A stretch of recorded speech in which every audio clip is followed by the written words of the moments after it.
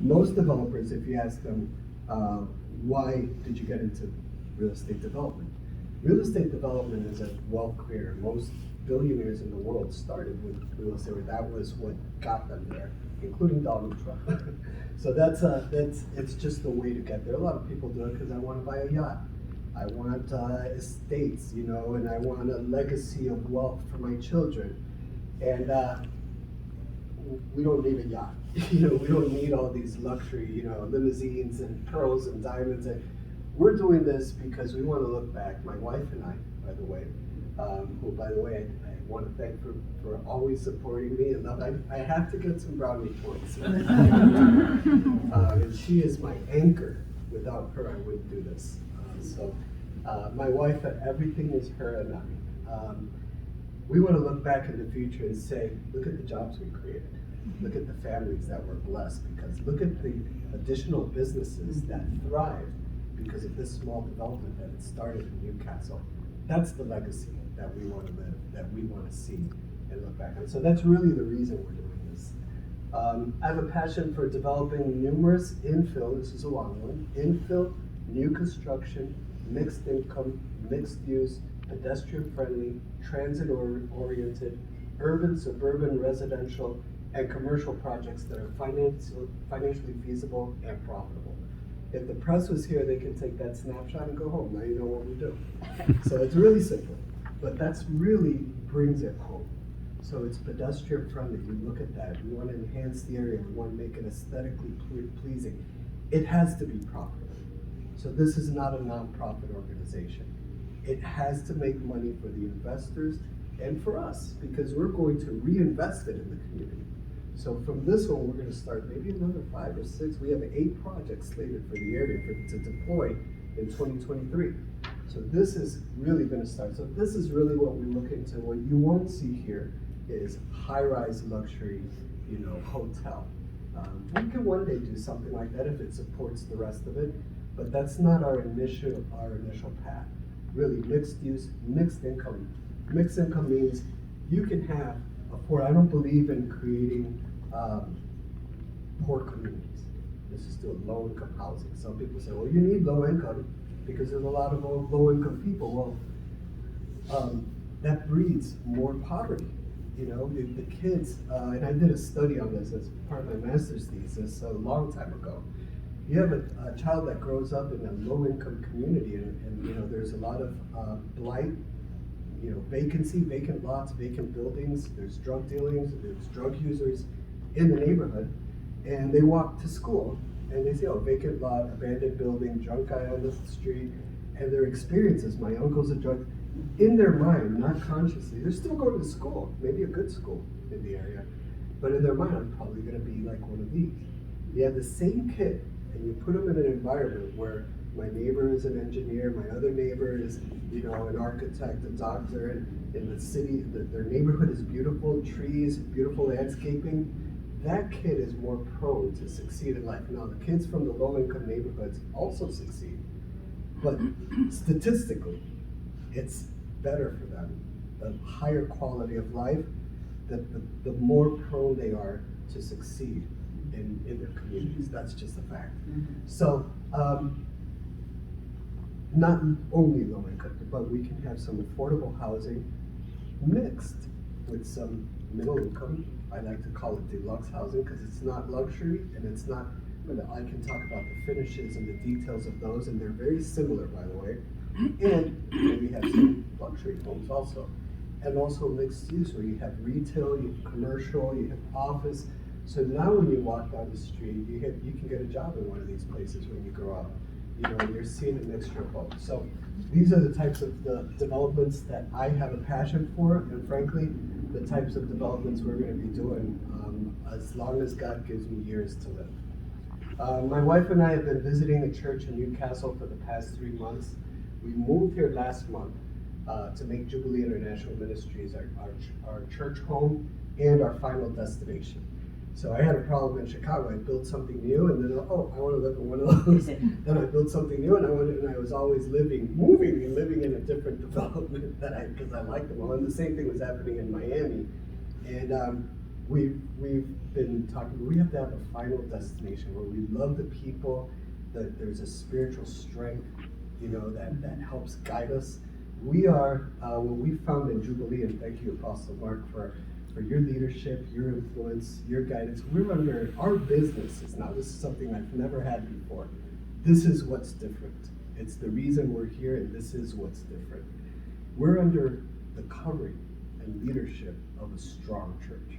So if things don't go well, just call Apostle Mark. Ask him to pray. You're not praying enough. It's not my fault anymore.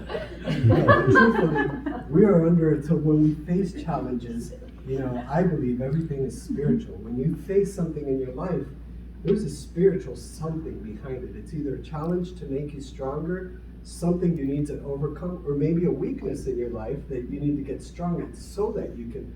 So everything is spiritual. And people think, well, we need to develop Newcastle. You look at the buildings. You put brand new buildings and you bring a whole bunch of people, you still haven't fixed the problem. The problem that people say, well, we have prostitutes and drug dealers. We have to eliminate these people and make it go. No, these people need spiritual revival. Then you won't have them. Amen. It's the same people, but the problem is spiritual. It's not so much physical. So our philosophy is, yes, physical development and spiritual development. We found that here. So I appreciate your leadership, your guidance, and this spiritual covering that we have on our business that will trickle into every single project that we do. And that's a fact. People say, well, how can you prove it? Wait and see. The proof is in the pudding. So let's look back 6 months from now, a year from now, and then tell me, how can you prove it? But we have a spiritual covering, that's why we're here.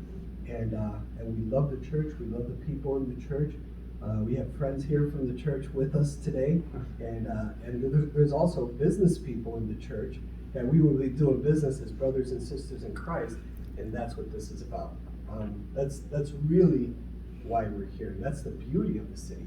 People look in the city and the beauty isn't just the flora and the fauna, which is beautiful, by the way. The mountains, the landscape, there's deer, there's beautiful. It's just beautiful here, I've never seen Amish people before. I've never seen an Amish do a buggy getting away. Why are they slowing down? Horse buggy. That's never happened to me in Chicago or Miami. I've never seen it before. But there's uniqueness here. We were talking about it. Jim was telling me about it. There's uniqueness here, and you were telling me, Linda, how we're going to pair up with these things, and people just don't know the beauty that's here. But really, the people that we've met here is a real blessing, and that's why we're here. Let me tell you about Metro Vitalization. So Metro Vitalization has not been formed. There's a web page. We're about to form the LLC, so this is new. We're building it from the ground up, specifically to develop properties here in this region in northern Pennsylvania. We're forming a local team and an initial office location in the next 1 to 2 months. Right now, if you go on the web page and you see the About Us, you'll see a picture of me, that one. You'll see me. A couple months from now, you're going to see a team. So we're forming it. This is part of it. And that's why I was excited to do this. The people in this room are here for a reason. We're going to be celebrating together. And we're the only ones that will be able to say, remember that first meeting in Newcastle at the Confluence? This is where it all started. So these are exciting times. So in the next 1 to 2 months, we'll have that. The team is going to include, so we're going to hire locally as much as possible, managers, attorneys, CFO, financial professionals, operating managers, design professionals, superintendents, laborers, and others. So we're going to form a team, and then you're going to see that team on the webpage. And hopefully we can source all of that locally here, definitely in the region, which is why, one of the reasons I wanted to connect with all of you, because we're in need of that. We do need strong professionals that are like-minded and like-hearted, so the team is going to be everything for us here. Very important. I'm planning numerous projects in northern Pennsylvania and the region surrounding Newcastle to be deployed in 2023. Royalty camping is the first in the catalyst that will facilitate the others. So the first one's really important because while we do the first one, here's what I do. We do drone shots. So let's say week 1, all we do is some site clearing in the front, we fence it, we put an office trailer there, and we bring in temporary utilities. So you might say, oh, You haven't really done anything, you just started, right? We capture that on the drone shots. We take video of it, do a little presentation, and we put it online. Now people that want to work with us say, oh, there's the first project. Now next month, they're gonna see some more earth balancing and grading and trenching, and now we capture that. And so everybody is gonna be able to see in the community the progress of Project One, and they're gonna come to us, I'm telling you this by experience. What else you got? How can I participate? Are you doing another one? What's the next one? The next one might be, a 16 townhome development project or whatever it is. We already have certain projects that I don't have options on. I haven't put them under contract yet, but they're in the local area, the region.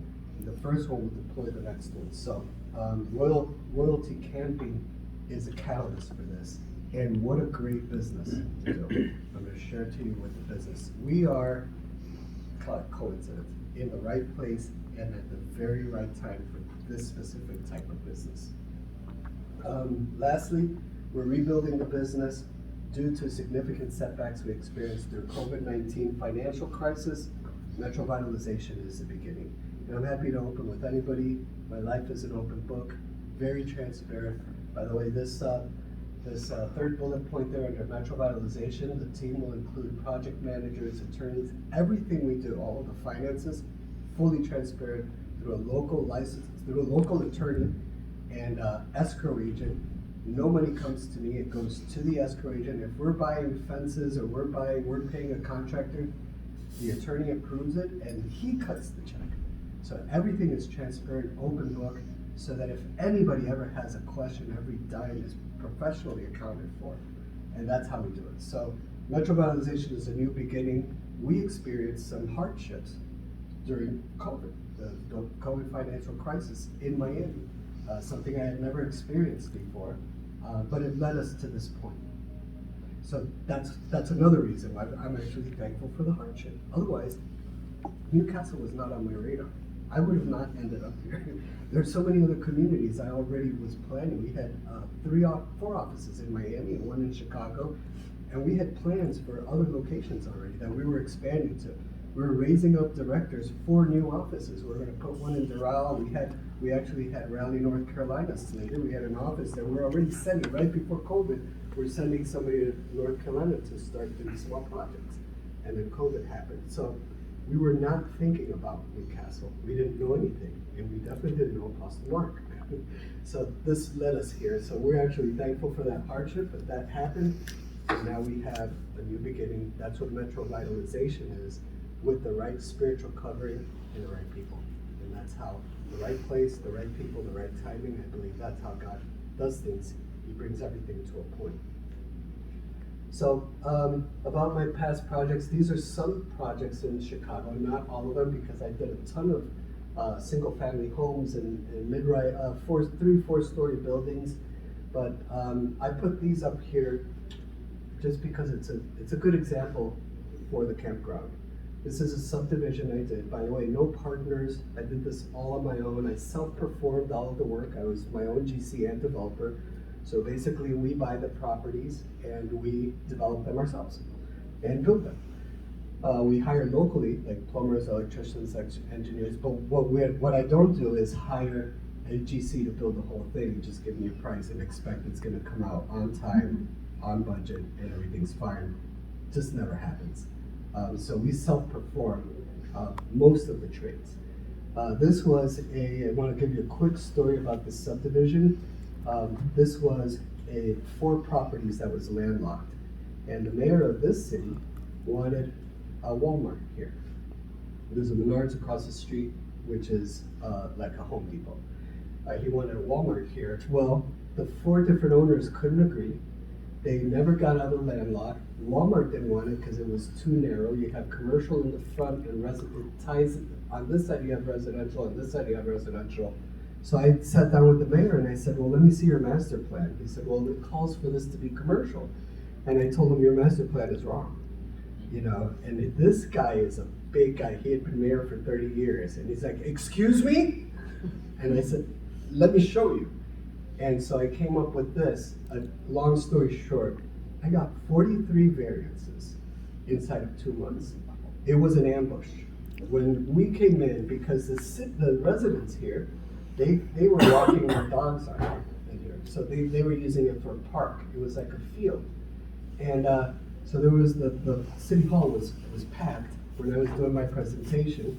And everybody's, well, we don't want your development here because there's a hawk that lives in this tree. We had people, it was standing room only. We had people say, well, this is where I walk my dog. Where are the kids gonna play? I'm like, man, this is private property. You know, you're not even supposed to be on there.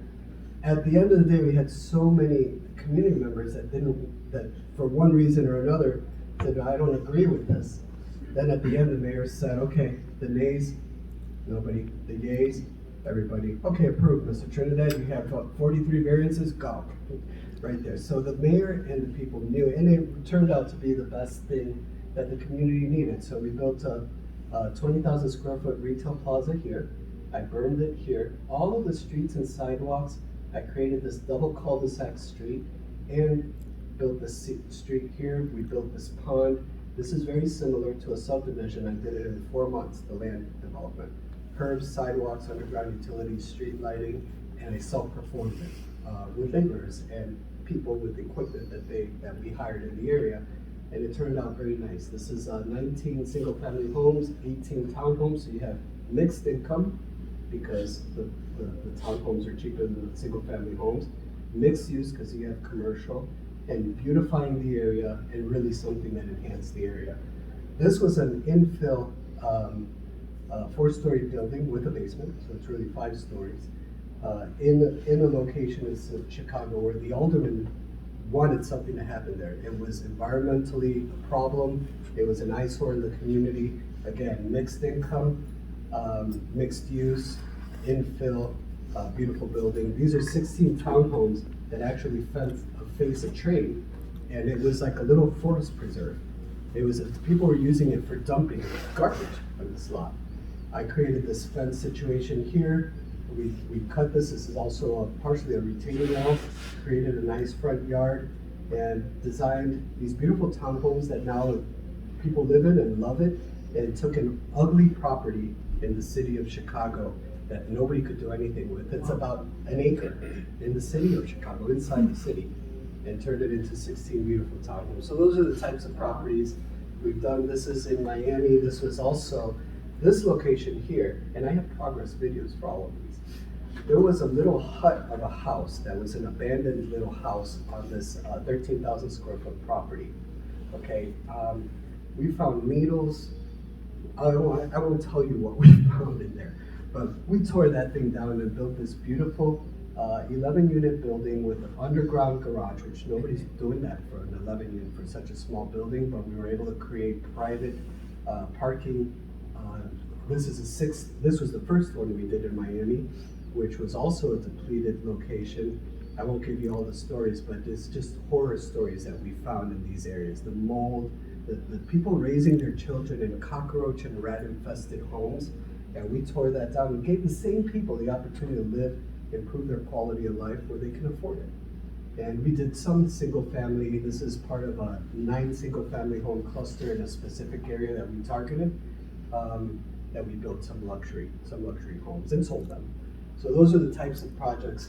These are the types of properties that we do, but this one specifically applies because it has all of the infrastructure work similar to what we're going to do on this property. And I did 2 subdivisions in Miami, in Chicago. So I want to talk to you now about the location. 1700 Harlansburg Drive, which is 108. 4 minutes I timed it to downtown. We found this 20-acre property, 22-acre property in the area that was available for sale. The owner is here today. He's a really nice guy, Jim. And just a perfect opportunity. So on our second visit here, we put a deposit and brought the property under contract because my wife and I have been studying out the camping industry for over 2 years, and we felt this was the right location. The good thing with campgrounds is when people come here, they start going into the downtown, and you have gift shops and flower shops and all types of things in the area that then start coming in and it starts bolstering the economy. Also conveniently located to other centers, but a huge demand area. By the way, northern Pennsylvania in the RV industry there's more demand for quality campgrounds, higher demand than there is supply. That's one of the most highest demand areas, believe it or not, in the country. So we're in the right location. Zoning wise, I want to just show you the zoning map. So this is another place where we fit in very well. The purple is mixed use. Well, this is the property here. And the purple is where we'll have our mixed use building by right. So it works perfectly. Our neighbor, which is this trailer home park, also has mixed use. In the front, they have their sales. So we're not changing that. Now the back here, the green, is agricultural. Our neighbor has trailer lots on this. We're going to have trailer lots, RV trailers. So we're not changing we're not saying let's go into this property and put a high-rise building. We're proposing exactly what they have next door, except instead of trailer homes, it's recreational vehicles. So it's very, very similar to what's existing, and that's one of the things I look into. So here's a perspective from an aerial photograph. There's a Gaslight trailer park right next door. Here's our property.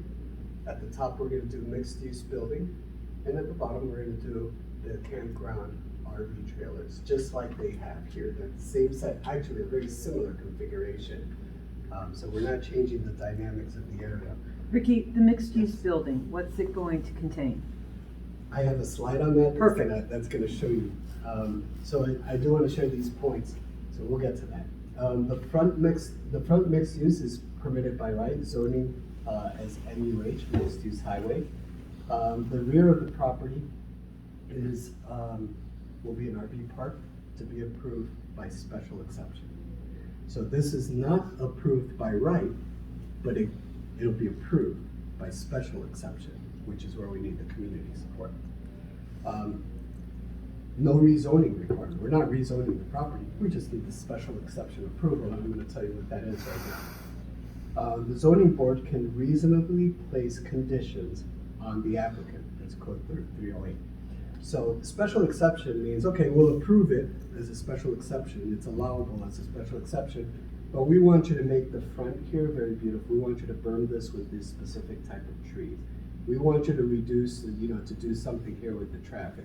We want to see that this has X amount of RV spaces, and they can impose certain things that are reasonable. So the code clearly says it has to be reasonable. This is where the community support comes in. So the RV park requirements that can be approved by special exception per the code are as follows. Number one, 10-acre parcel. We have 22, so we meet that one. Ingress egress from the park must be an arterial street. This is an arterial street, which is a highway. Must conform to the Hickory Township subdivision regulations, and we will. So we're going to meet the 3 requirements per the code. And basically, we'll meet the 3 requirements, but we need the community support to get this approved quickly, easily, and to the maximum benefit of the project. Why support the project? Number 1, we'll meet all of the current code requirements of the zoning board. Number 2, the project will be consistent with the adjacent uses and similar lot configuration, so we're not changing the neighborhood. And number 3, the development will increase the local economy, aesthetics, and appeal of the area and improve property values. So right now, it's a vacant lot, this partial, and that's not aesthetically pleasing. We're going to make this into a beautiful campground, and we're going to do our best to make sure that it just shines. This is going to be the best campground in the country, I believe. So that's what our aim is, to really enhance the area aesthetically, socially, and economically. Those are the reasons too. Now, I'm going to go as fast as I can with this because there's a lot of details, and I have slides for a few of these. This is the front of the property. This will be the mixed-use building that'll be something like this. To answer your question specifically, but I do have another slide that shows you the picture bigger.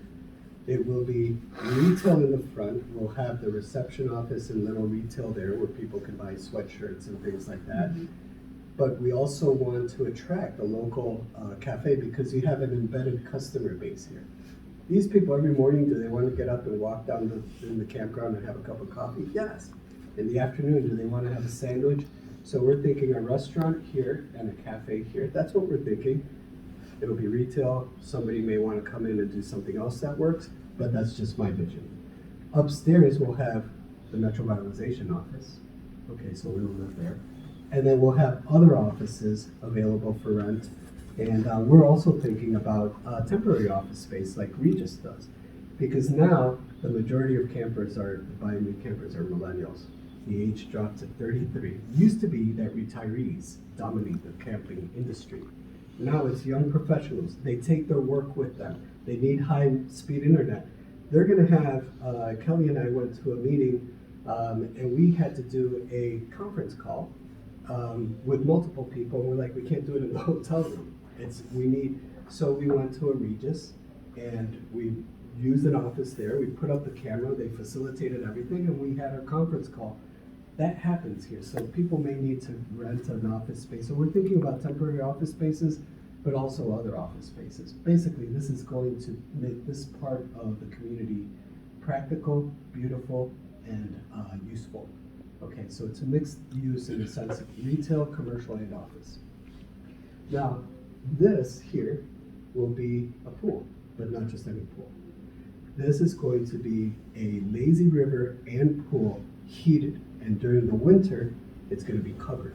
So you can use it year round, and I'll talk to you about that. But if you've ever been to the Wilderness Resort, we used to go in, or the Great Wolf Lodge, you take your kids in an indoor water park, that's what this will be like. In the indoor, we're not reinventing the wheel here. It already exists.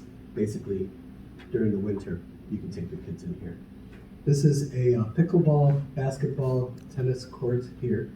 ATV rentals are planned for this, assuming we're going to work something out with the pistol club, the gun club back here, and maybe some others, because there's hundreds of acres back here that you can use for hiking, biking, mountain biking, and ATVs. And we want to create these trails and have them benefit. So anybody who rents an ATV here, a part of it will go to the landowner next to it or adjacent on this side. So that's this area right here. It's all within the 500 feet of from the front road of mixed use. This is playground here. These are standard back-in sites, everything in purple. So regular RV, you back in, you have your, and I'll show you a picture of it later, but you have your picnic area and all of that. These are large RVs. Have you seen those big bus ones? The huge ones, pull-through sites. So these, they can come in here, park, and then pull through and come back out. They don't have to back in. This in the middle here are picnic areas that we can do private things and the families can use for picnicking, and that's what that is. These back here are small. They're also purple, but these are for the newer van life. I don't know if you've seen it. People that take small trailers actually and small vans and turn them into little homes. And they're driving around with them. They have kitchens in there, they have bathrooms, but they're small and they don't need a standard site. Not many campgrounds facilitate that. We will have those over here. These are tent sites here. Sorry, these are tent sites right here, all across. This is the trail that then begins back here that we're planning with the gun club, and we want to negotiate with them. This will be a man-made pond in an area that's already depressed. In other words, depressed, it's recessed, I should say. And these are the cabins. Now our cabins are much nicer. This is true glamping. So talk about mixed use. You can have anywhere from a small van site that'll cost you $30, $35 a night, to a very nice cabin. This will be our home right here. So this is where our home is. So that's kind of a general overview of the project. And now I want to give you a few more details. The one that I didn't mention is the most important one. In every project we do, we want to differentiate our project and make it better than anybody else. So this is the feature right here. These are winter air domes. Nobody else in the world that I know of is doing this. this will facilitate winter camping. There's a dynamic that happens. We just put our camper that we just bought into storage in Pittsburgh, where we pay a monthly storage and we can't use it because we're in northern Pennsylvania. We were going to take it to downtown, to Miami, but then we decided let's just have it local. So when the weather gets good in the spring, we'll just camp around here. So we don't get to camp during the winter because campgrounds are closed in the northern areas where it snows. To solve that, these domes, these winter domes that are already used for sports and entertainment, we'll have 6 of them. And I'm in negotiations right now with the companies that do these professional domes, so I'm going to expand on that right now. Here's one with the dotted line. Here's 2, 3, 4, 5, and there will be a dome over the playground and the water park. So I'm going to talk to you about that now. So that's kind of an overview of the entire project. These are typical domes and what they're used for. So they're used for sports, swimming, even the Olympics, they use these kind of, so you can live in these things, entertainment. You know, this is what domes are typically used for. We're going to repurpose them for camping. So in our case, they will be transparent. We don't need lighting. They will have the HVAC system that makes the air better, and an ozone system that'll make the air better inside actually than in a lot of places than inside your own home. So we will have this, but we don't need special flooring or anything like that like most of these domes require. It's just the tent with the HVAC system, no lighting because it's translucent, and when you're camping, you want to see the stars. And in the daytime, you want the sun to come in. So it's going to be a transparent dome.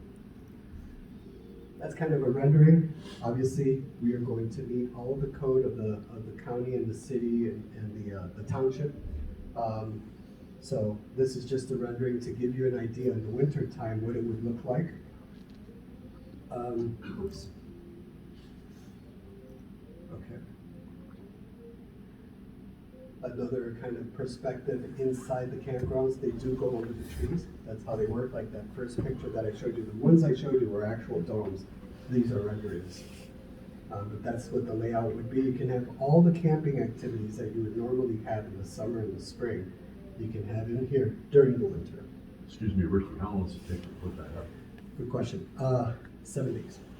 And we'll have them all simultaneous. There's a lot of ways to do it. There's the expensive way where you do the turnkey, and they charge you just a whole lot of money.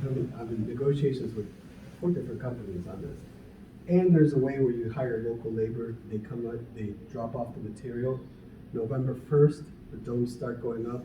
By November 7th to the 14th, 1 to 2 weeks, all 6 domes are up. Well, people are camping, so they start setting up around them. And in one day, they just, you know, if you do air domes, which we may not do air domes. So this may be more like a greenhouse, where, you know, the indoor temperature in the winter, you can grow tomatoes in a greenhouse. So it could be a solid, you know, plastic structure like a greenhouse, which we're talking that's a lot less expensive than the air domes. But we're talking to a lot of different companies. It may actually end up being an air dome, a greenhouse, or a tent. So these tents with translucent fabrics, they're built to withstand the snow and the wind loads and the snow loads, and they're designed that way. But they go up pretty quickly. And then in April 1st, they come down. So it takes about a week to take them all down also. Then they get stored, and the next day you do the same. Long story short, we will be in Newcastle, Pennsylvania, the first of a kind, the first campground. This is going to make national news. This will go, there are camping periodicals and Facebook groups and social media and YouTube. The first by the way, we follow a lot of the main YouTubers that are doing camps. So we're going to invite them over to stay for the first winter for free. Mm-hmm. So just there we'll have, you know, hundreds of thousands of people knowing what we're doing, interested in this. This is going to put Newcastle on the map, mm-hmm. Okay, in terms of the campground industry. The multi-purpose building. So I've already kind of told you ahead of time, it will look something like this. We're considering a modular construction approach. which is better, faster, less expensive, and even a better quality than stick built on site. It just makes everything go faster, and you can't tell the difference. But yeah, the first floor, we want to have a cafe and a restaurant. We want to do maybe 2 to 3 stories tops. Offices upstairs, including the Metro Vitalization office. That would be our location for it. But this is going to beautify that Harlinsburg Road in the front and start a trend that hopefully continues, if we can help it, all the way to downtown Newcastle. And that's located at the front there. Okay, so some of the features that we'll have, the recreational features, perfectly level sites. I can tell you war stories. My wife and I, with our new camper, not only are we newbies, we got a site in Mercer that's like this. So we had to block it up on one side, and I had to figure that out. It was a nightmare. And so we see people on YouTube say, oh, thank God, a leveled site. Now I know what they mean. That's why we've been doing camping, so we can experience it for ourselves. So that's something we're going to have laser correct level sites on every site. That will be all over YouTube. The one place you can come and your site is perfectly level. You don't have to level it. Secondly, well, I talked a little bit about this. We're talking to the #1 manufacturer and operator, or installer and operators of playground equipment and water equipment in the country. And we're going to engage them to do this. So don't think, I've never done one of these pools. Don't think it's me. We bring in the experts to do each facet of it. We won't have it any other way. So the equipment will be that. These will also be modular, but when you talk about glamping, so if you don't have, this will be on Airbnb and all the other ones. So it'll be kind of an Airbnb site. Luxury kitchens, hot tub, whirlpool, beautiful. If you want to come to the outdoors and have the comforts of home, this will be an opportunity like no other in this whole region. So a beautiful place. There'll be 12 of those cabins. This is a state-of-the-art feature that will also differentiate us from the 99% of campgrounds in the country. Our poles, our lamp poles, will have a system that is used in the new smart cities today. And basically what that is, it's a Wi-Fi system, but don't call it Wi-Fi, because I have fiber optic speeds at my home and in my office, and basically it's a lot faster than your regular Wi-Fi. It's 1 gigabyte per second. And so now you're going to be able, with this technology, anywhere on the campground, you don't have to plug in. You'll have fiber optic speeds everywhere, wirelessly on your device. This is important because of the new campers now. They can't find Wi-Fi. We've had this problem. When we were camping, I still have to work. I set up a little office there, but I can't upload, download. It's very, very tedious, and it's one of the biggest complaints of campers today. They need it for their business. They need it for their social media. They keep in touch with their parents through Facebook or whatever. They need it for entertainment. It's where they watch movies now. It's not cable anymore. It's through Netflix or Amazon, that type of thing. Amazon Prime, we have all of those.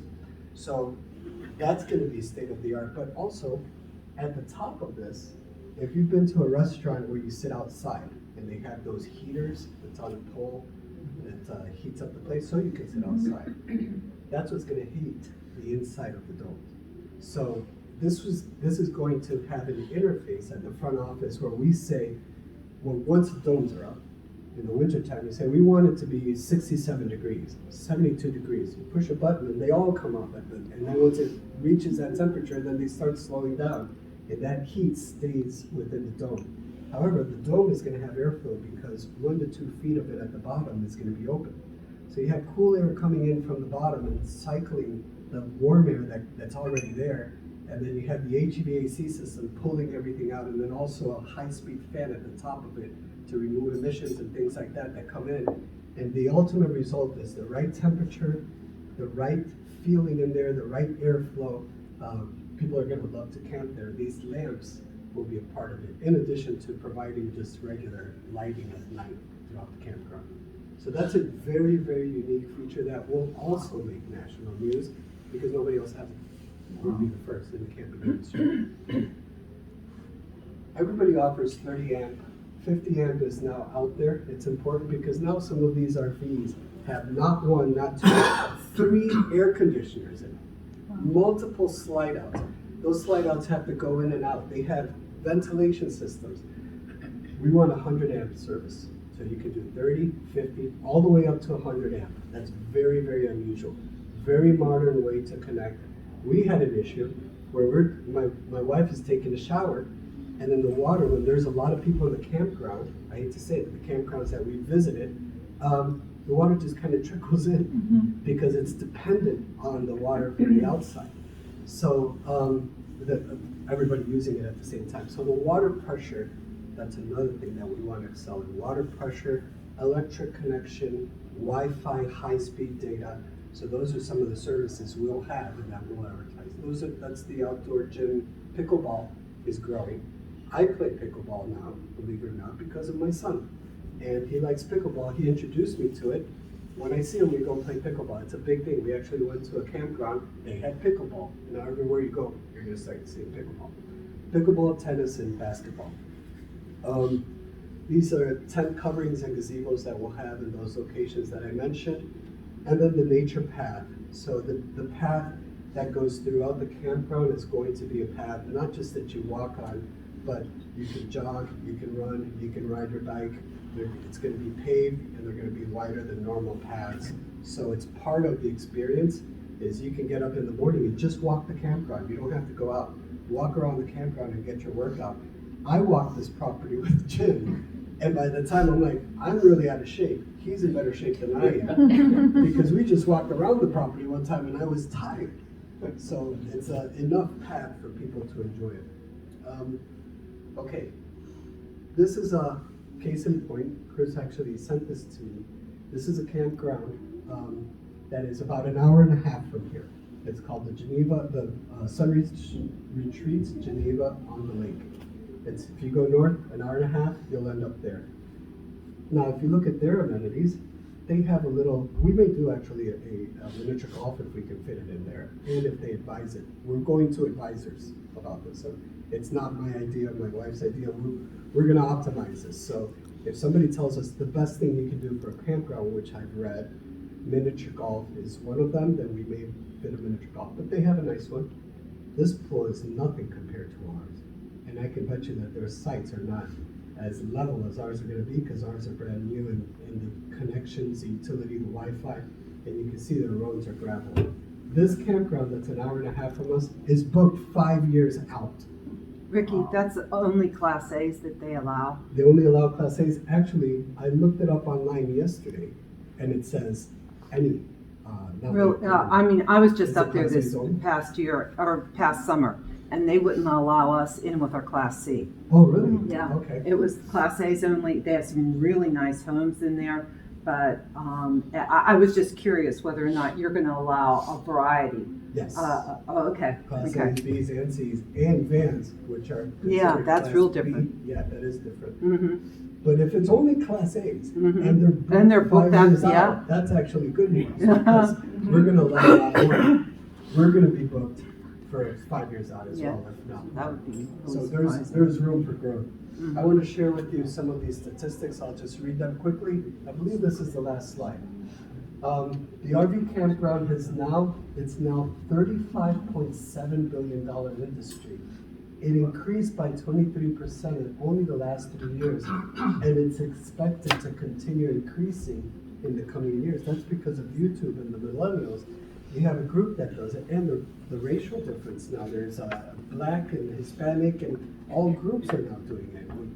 That's different than before. So it's trickling and growing. That's a really interesting statistics, and I can share my resources with you, the sources where I got this. The majority of RV purchasers are now millennials. The average RV buyer is 33 years old. The RV industry contributes over $140 billion annually to the U.S. economy and pays $13.6 billion in local, state, and federal taxes and employs over 600,000 people. People don't realize how we all benefit from the RV industry because they're paying so much into our taxes that improves our infrastructure and everything else, our economy. Over 65 million Americans plan to go RVing next year, 2023. Already in the plans, already pre-booked. That's why that campground is booked. Most campgrounds are antiquated and offer substantial services. So there's a growth. Now you see the niche or the opportunity here. The demand for new quality campgrounds in the U.S. far exceeds the supply and continues to increase at a rapid rate. Everybody benefits from the significant direct and indirect economic impact created by a new campground in the community, including increased tax revenues, increased property values, increased retail and commercial activities for local businesses, and job creation during construction and after construction, and beautification of the area. So somebody comes camping, they bring their family, what is there to do in town? Ice cream shop, and they go, and there's a second, we have to get gas. They buy locally. There's an amazing secondary impact of all these people that will be coming in and out of the campground on a daily basis. So this activity is good for the area. The residents benefit because it improves their property value, the neighbors. It improves the aesthetics. Something is going on in the city. It's a huge benefit for everybody. Royalty Camping will also provide a limited investment opportunity that will pay 20% preferred return to investors. The investment opportunity is forthcoming, so it's not ready yet. We're working on this right now. Contact me if interested, or if you know somebody who's interested, and then I'll let them know when the capital raise begins. I'll just share this openly. We're only raising up to, it's going to be about $1.5 to $2 million for this. It's just the equity, it's not the debt. This is about a $6 million development, by the way. Upon completion, it'll be valued much more than that. Much more than, because of the income on the property and the capitalization rate, the cap rate on in the RV industry, which is continuing to decrease. So commercial, the cap rates go up, but with the RV industry, because there's so much demand, they stay stable and they're actually decreasing. So that just means that RV campgrounds are valued higher now. I would rather build this than build a multifamily building, even in a place of high demand. This is easier. I don't go vertical except for the mixed-use building in the front and the cabins, but those are modular and those are fast. But other than that, it's just site work. It's underground utilities and earth balancing, site work, preparing each site. It's very, very easy to build. The cost to build it is much less, and the income is much greater. So this is a very, we want to build 50 of these. Not in the Newcastle area, but in the northern region, all the way across the United States, all the way to California, where it snows, because nobody has this and there's room for it. So we are going to become experts in campground developers. That's what we're doing. That's part of, this isn't the only thing we're going to do, but these should be across the U.S. in very strategic places like the Newcastle area that's not already over depleted, that has demand and that has snow. And that'll be perfect for us because the demand is there. So yes, there's going to be an investment opportunity forthcoming. Let me know if you have anybody. We would like them to be local investors, but it's not necessary. We're going to open this up. It'll take probably a month to a month and a half. We're going to be working with some people that will do the capital raise for us. And so let me know if you have anybody interested, and I'll let them know when that starts. So in conclusion, we have a real opportunity to make a difference in Newcastle and the region, and to begin to bolster economic activity in our area. The success of Royalty Camping development project will be the success of every resident in the community, but it requires support and collaboration. Let me know if you can collaborate, help, or support in any way. And now, I want to open it to questions and answers, or any question you have about the development, about us, just about anything.